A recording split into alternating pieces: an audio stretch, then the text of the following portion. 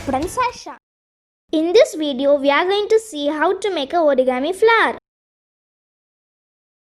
For this, I have taken 9 into 9 cm paper and 5 into 5 cm paper for making the flower, 10 into 5 cm paper for making the stem, and 7 into 5 cm paper for making the leaf.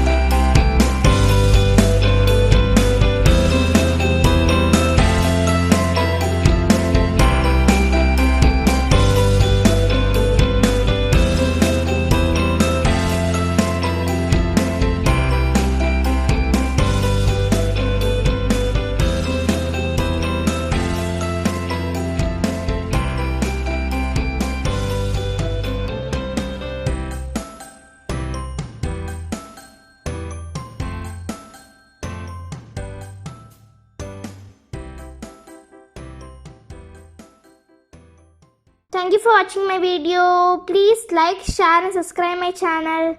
Also leave your comments below. I'll meet you in the next video. Until then, bye bye from Sasha.